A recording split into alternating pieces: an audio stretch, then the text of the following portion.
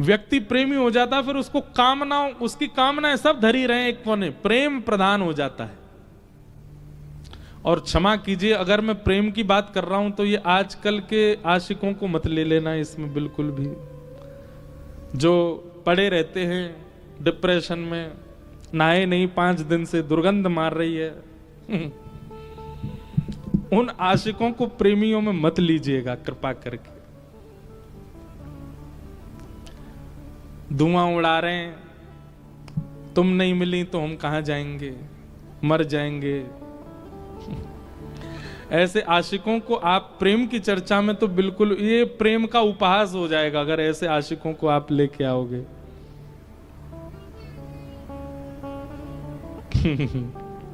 मेरे को बातें तो बहुत आ रही हैं पर मैं नहीं कहूंगा। लोग बाग काट काट के दुनिया में फिर उसको डाल देते हैं। मिले हो तुम हमको बड़े नसीबों से। ये ऐसे आजकल के आशिक बोलते हैं।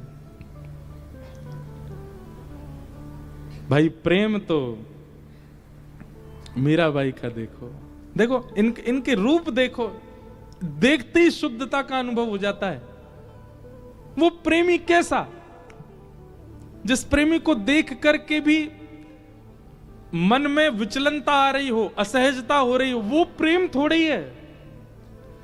प्रेम तो वो कि उसका रूप देख करके जिसने देखा वह भी पवित्र हो गया, वो प्रेम है।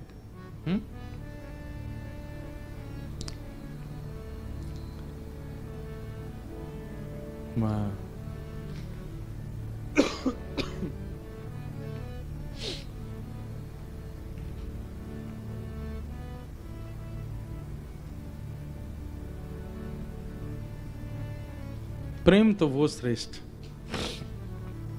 जिनको देख करके मन शुद्ध हो जाता हो, हृदय पवित्र हो जाता हो, और मलिनता आ जाती हो, और काम भावना प्रकट हो जाती हो, और क्रोध आ जाता हो, और ईर्ष्या द्वेष और दूर रहने की, ये कोई प्रेम है? प्रेम तो वो जो आपको भी शुद्ध कर देता हो, वो प्रेम है। हमारे वृंदावन में एक ठाकुर जी की मुसलमान भक्त हुई, उनका नाम था ताज बेगम। क्या नाम था? ताज बेगम। उनको मंदिर में घुसने नहीं दिया जाता था। क्यों? क्योंकि वो हिंदू नहीं थी। पर ताज बेगम का ऐसा प्रेम था ठाकुर जी से, वो बाहर मंदिर के बैठे बैठे आते जाते दर्शनार्थियों से पूछती थी, ठाकुर जी का श्रृंगार कैसा है, ठाकुर जी कैसे दिख रहे हैं, ठाकुर जी कैसे विराज रहे हैं। कुछ दिन तक तो दर्शनार्थियों से सुनने लगी। अब एक स्थिति ऐसी आ गई, अब ताज बेगम पहले ही सोच के आती हैं, आज ठाकुर जी ऐसे बैठे होंगे, आज ठाकुर जी की माला ऐसी होगी, आज ठाकुर जी का मुकुट ऐसा होगा, आज ठाकुर जी के वस्त्रों का वर्ण ऐसा होगा। मंदिर में तो जाने नहीं दिया जाता, बाहर ही बैठी रहती। अब दर्शनार्थियों से पूछती नहीं है, दर्शनार्थी को बुला के कहती, सुनो मैं जैसा बताऊं बस हाँ या ना बोलना। ठाकुर जी ने आज लाल वस्त्र पहने? बोले हाँ। ठाकुर जी ने आज सिर पर मोरपिच, पंच मोरपिच का मुकुट पहना? बोले हाँ।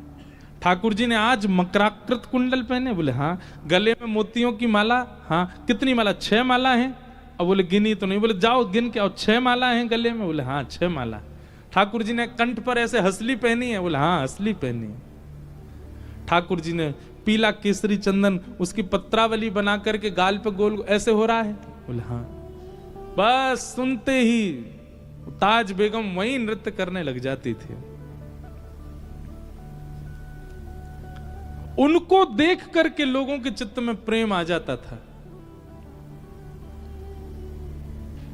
एक प्रसंग मैं सुनाता हूं। श्री हनुमान जी महाराज जब लंका गए तो लंका में जाकर के जब सब जगह भ्रमण कर रहे थे, तब एक जगह हनुमान जी ने देखा बड़े अक्षरों में लिखा था राम। हनुमान जी बोले लंका में राम कहां लिखा है भाई? तो हनुमान जी ने परीक्षा लेने के लिए एक ब्राह्मण का रूप धारण किया, और ब्राह्मण का रूप धारण करके उर्दपुंड लगा करके बिल्कुल केश आदि त्याग करके बानर वेश छोड़ करके एक सुंदर ब्राह्मण का रूप धारण किया, खड़ाऊ पहन करके चट चट चटकाते भाई भीतर प्रवेश कर गए। देखें तो सही, राम लिखा है, किसका भवन?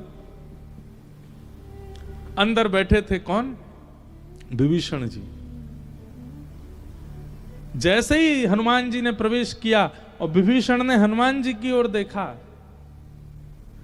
हनुमान जी की ओर देखते ही विभीषण जी ने तुरंत दंडवत प्रणाम किया, और एक बार प्रणाम किया तो चलता, प्रणाम करके उठे और हनुमान जी को देखकर फिर प्रणाम किया, फिर उठे, फिर देखा, फिर प्रणाम किया, 3 बार प्रणाम किया। हनुमान जी को संशय हो गया, कहीं ऐसा तो नहीं इसको मैं दिख रहा हूं हनुमान रूप में, ये इसीलिए मुझे 3 बार प्रणाम कर रहा है। हनुमान जी ने अपना मुख देखा, बोले मुख तो बदल लिया, ये फिर भी 3 बार प्रणाम।